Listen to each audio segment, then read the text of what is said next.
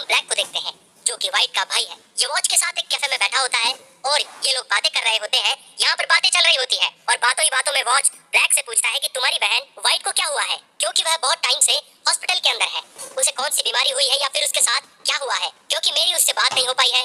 यहाँ पर ब्लैक उसे आंसर देता है कि उसके हार्ट में थोड़ी प्रॉब्लम है, उसको कोई सीरियस इशू नहीं, वो जल्द ही ठीक हो जाएगी और हॉस्पिटल से आ जाएगी।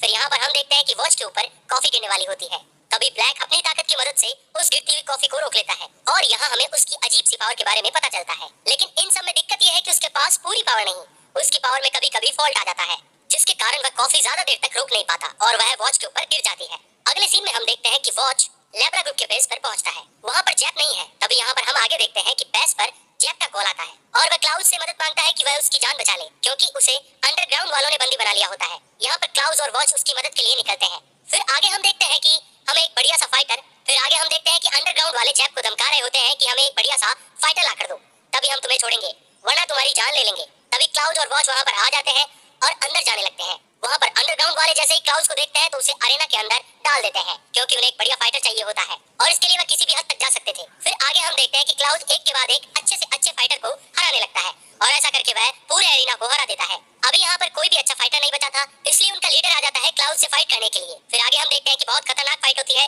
काफी देर तक क्लाउड स्ट्रगल करता है, लेकिन उसको बाद में बहुत गुस्सा आता है और वह लीडर का सर एक मुक्के में उड़ा देता है। लेकिन वह जैसे ही ऐसा करता है तो कुछ अजीब सा होता है। वो देखता है कि लीडर की डेड बॉडी, जिसका कोई सर नहीं था, उसके अंदर एक अजीब सा क्रिएचर बाहर निकलता है और पूरी बॉडी को कंट्रोल करने लगता है।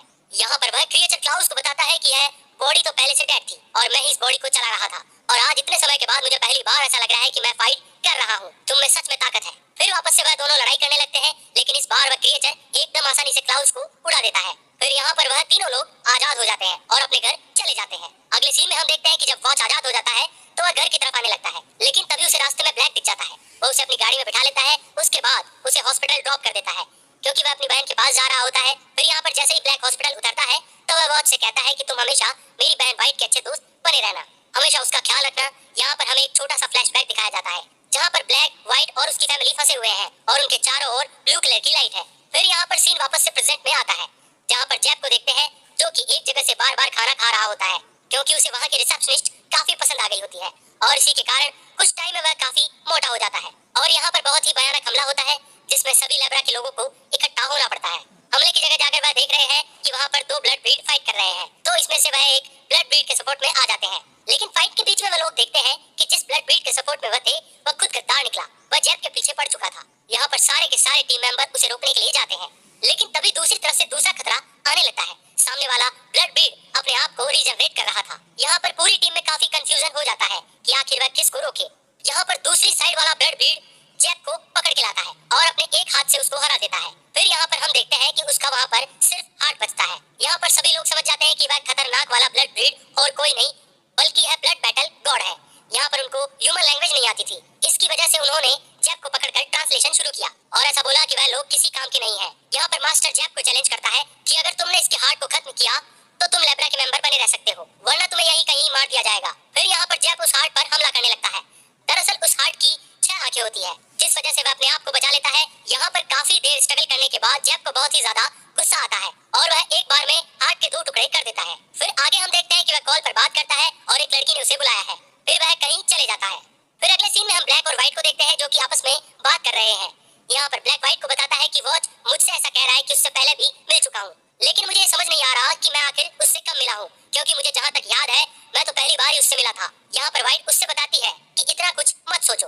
फिर अगले सीन में हम एक और हार्ट को देखते हैं जो कि काफी ही अजीब था, क्योंकि उसके पास बॉडी ही नहीं थी और वॉच को ये समझ नहीं आ रहा था कि आखिर वह इसे मारे तो मारे कैसे। इनमें हम देखते हैं कि ब्लैक अपने जैसा ही एक लड़के के साथ मुर्दों के ढेर के पास खड़ा होता है। वहाँ पर कुछ शक्ति का प्रयोग करते हैं और अपनी आइडेंटिटी पूरी तरीके से चेंज कर लेते हैं। और इसी समय में हम एक और प्लेन को देखते हैं जिसमें कोई बैठा होता है। उसकी बाहर की तरफ उसी ब्रेन की बॉडी होती है जिसको वॉच मारना चाहता था। दरअसल यहाँ पर जैब उसी बॉडी को रोकने गया था। फिर यहाँ पर हम प्लेन के अंदर से एक हाफ ह्यूमन को देखते हैं जिसका नाम होता है जेड।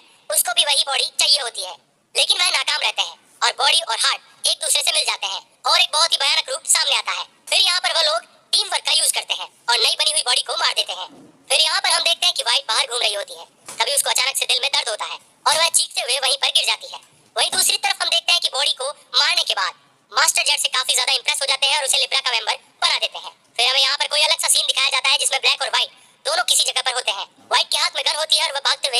पास आ रही होती है।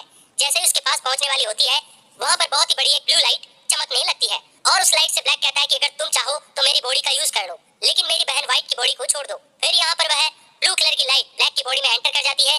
तभी यहाँ पर सीन प्रेजेंट में शिफ्ट होता है और अभी हम ब्लैक को देखते हैं जिसकी पर्सनैलिटी पूरी चेंज हो गई है। वह अपनी बहन के पास हॉस्पिटल में जाता है, लेकिन यहाँ पर उसकी तबीयत पूछने के बजाय वह उससे कहता है कि मुझे तुम्हारे दोस्त की आंखें ला कर दो। यहाँ पर यह सब सुनने के बाद व्हाइट को अपने बचपन की कुछ चीजें याद आने लगती है। यहाँ सीन कट होता है। फिर यहाँ पर हम वॉच, जेड और जैक को देखते हैं।